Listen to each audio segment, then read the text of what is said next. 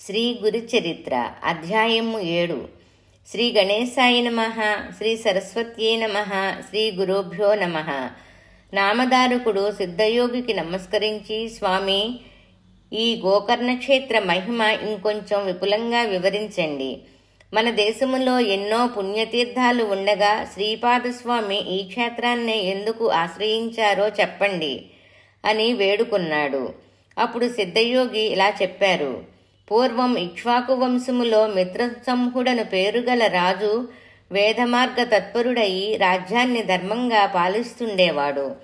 ఒకనాడతడు అడవికి పోయి క్రూర జంతువులను వేటాడుతూ ఒకచోట భయంకరుడైన ఒక రాక్షసుని చూచాడు. రాజు అతని మీద బాణాలు వేయడంతో ఆ రాక్షసుడు నేలకూలి ప్రాణాలు విడుస్తూ తన సోదరుని పిలిచి రాజుపై ప్రతీకారం తీర్చుకోమని ఆదేశించాడు. అతని సోదరుడు ఆ రాక్షసమాయ చేత ఒక సామాన్య మానవ రూపములో రాజు వద్దకు వచ్చి ఎంతో వినయంతో అతనికి సేవ చేయసాగాడు.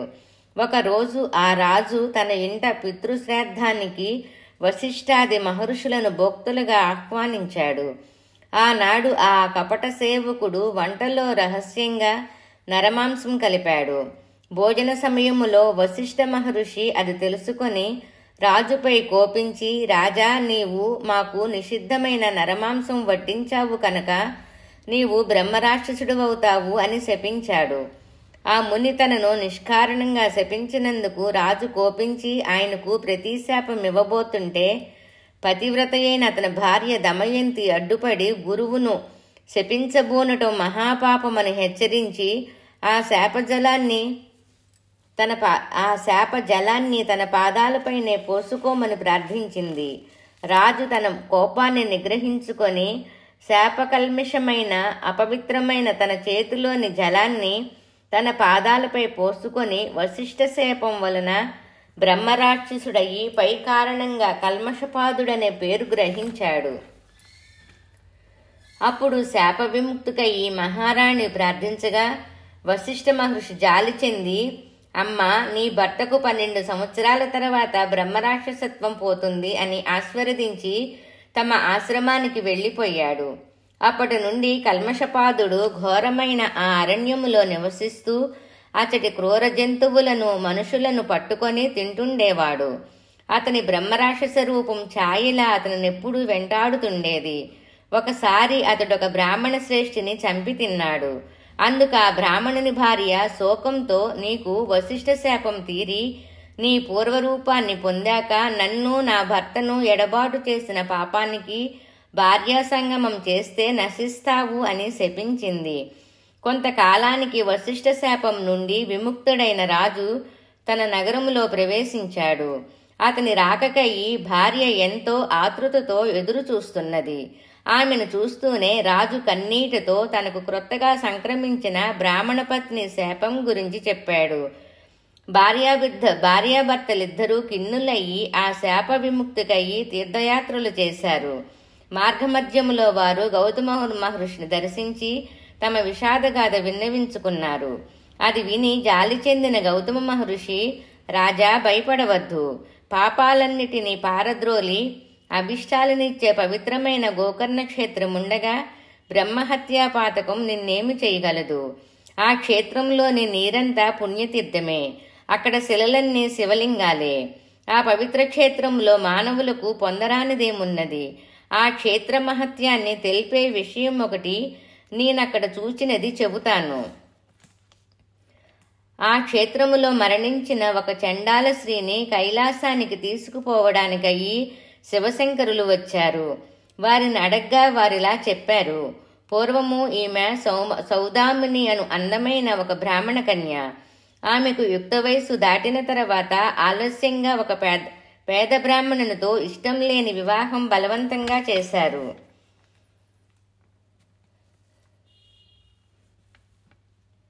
కొద్ది కాలానికే ఆమెకు పిల్లలు కలగక ముందే ఆ బ్రాహ్మణుడు మరణించాడు.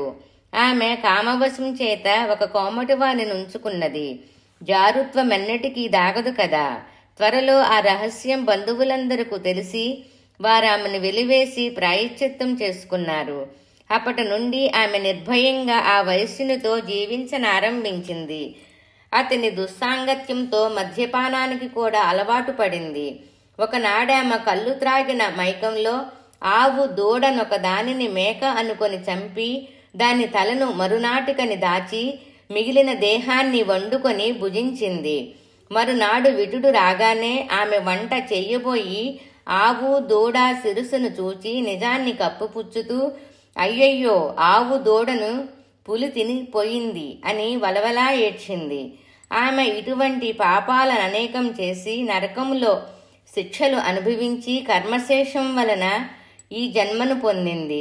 ఈ జన్మలో ఆమె పుట్టుగ్రుడ్డి కుష్టి రోగి అయి కొంతకాలం పాటు తన తల్లిదండ్రుల చేత పోషించబడింది. వారు మరణించాక దిక్కులేక ఆకలితో అలమటిస్తూ ఒక శివరాత్రి నాడు అందరినీ భిక్ష కోసం యాచించింది. ఆనాడు అన్నమెవరు వండరు కనుక ఆమె చేతిలో కొద్ది మారేడు దళాలు మాత్రం ఉంచారు. అవి తినడానికి పనికిరావని తలిచి ఆమె వాటినన్నింటినీ జారి విడిచింది. ఆ బిల్వమంతా ఒక లింగం మీద పడింది. అదే ఆమె చేసిన శివపూజ. ఆ రోజంతా తిండి లభించనందువలన ఆ రాత్రి ఆమెకు నిద్ర రాలేదు. ఈ విధంగా ఆమె ఉపవాసము జాగరణ కూడా చేసినట్లయింది. ఆ రోజంతా ఆమె శివనామ సంకీర్తనం విన్నది. తెలియక చేసిన ఆ వ్రతం వలన ఈమె పుణ్యాత్మురాలైంది. ఇప్పుడు ఈమెను కైలాసానికి తీసుకురమ్మని మమ్ములను శంకరుడు పంపాడు అని చెప్పారు. అప్పుడు ఆ శివదూతులు కూడా ఆమె మృతదేహంపై అమృతం చల్లి దేవ విమానం మీద ఆమెను కైలాసానికి తీసుకువెళ్లారు.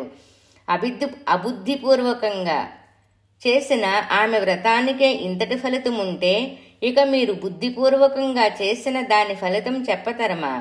కనుక ఓ రాజా, నీవు గోకర్ణ క్షేత్రానికి వెళ్లి మహాబలేశ్వరుని సేవించు, బ్రాహ్మణి శాపం నుండి విముక్తుడవవుతావు అని గౌతమ మహర్షి ఆ క్షేత్ర మహత్యాన్ని ఇంకా ఇలా వివరించారు. గోకర్ణమంతటి పవిత్ర క్షేత్రం ఇంకొకటి లేదు. మిగిలిన క్షేత్రాలన్నీ చంద్రుడు నక్షత్రాల వంటివనుకుంటే గోకర్ణం పాపమనే కారు చీకట్లను నశింపచేసే సూర్యుని వంటిది.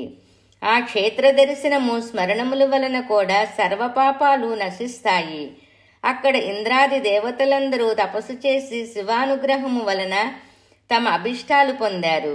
అక్కడ మహాబలేశ్వరునికి బ్రహ్మ, విష్ణువు, ఇంద్రుడు, విశ్వదేవతలు, మరుద్గుణాలు, సూర్యచంద్రులు, అష్టవసువులు తూర్పు ద్వారంలోను, యమధర్మరాజు, చిత్రగుప్తుడు, అగ్నిదేవుడు, ఏకాదశ రుద్రులు, పితృదేవతలు దక్షిణ ద్వారంలోను, వరుణుడు మొదలైన దేవతలు పడమటి ద్వారంలోను, కుబేరుడు, భద్రకాళి, వాయుదేవుడు, సప్తమాతృకులు ఉత్తర ద్వారంలోను, విశ్వవసువు, చిత్రరథుడు మొదలైన గంధర్వులు నిత్యము నిలిచి ఆయనను ఉపాసిస్తుంటారు. కశ్యపుడు, అత్రి, వశిష్ఠుడు, కన్యుడు మొదలైన మునీశ్వరులు, కృతయుగములో విశ్వామిత్రుడు, జాబలి, భరద్వజుడు మొదలైన మహర్షులు, సనక సనందనాది బ్రహ్మ మానస పుత్రులు, నారదాది దేవర్షులు, సిద్ధులు, సాధ్యులు, మునీశ్వరులు, యతులు నిత్యము గోకర్ణేశ్వరుని ఉపాసిస్తున్నారు. రావణుడు మొదలగు రాక్షసులు కూడా ఆ క్షేత్రములో తపస్సు చేసి శివుని నుండి వరాలు పొందారు. కనుకనే ఈ క్షేత్రములో చేసిన తపస్సు, ఆధ్యాత్మిక సాధనలు 1,00,000 రెట్లు మంచి ఫలితమిస్తాయి. అప్పుడు ఆ రాజు భార్య సమేతంగా గోకర్ణం వెళ్లి మహాబలేశ్వరుని సేవించి శాప విముక్తుడయ్యాడు. కనుక ఓ నామధారక, ఎందరో సజ్జనులకు ఆశ్రయమైన గోకర్ణ క్షేత్రం వారి తపస్సు చేత ఇదివరకే పరమ పవిత్రమైంది. అందుకే గణపతి అక్కడ శివుని లింగాన్ని స్థాపించడం కూడా జరిగింది.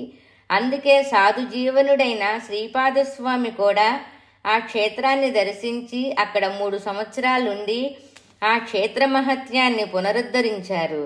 తర్వాత ఆయన కృష్ణతీరంలోని కురూపురానికి వెళ్లి అక్కడ తమ స్థూల రూపాన్ని మరుగుపరిచారు. శ్రీ దత్తాయ గురువే నమః. శ్రీ శ్రీపాద శ్రీ వల్లభాయ నమః. శ్రీ నృసింహ సరస్వత్యే నమః. 7వ అధ్యాయము పారాయణ ఫలితము. 6-7 అధ్యాయాల పారాయణ ఫలితము. ఘోర పాప నిర్మూలన కొరకు, శాప విముక్తి కొరకు మరియు రోగ విముక్తి కొరకు 6-7 అధ్యాయాలు పారాయణ చెయ్యవలెను. శ్రీ దత్తాయ గురువే నమః.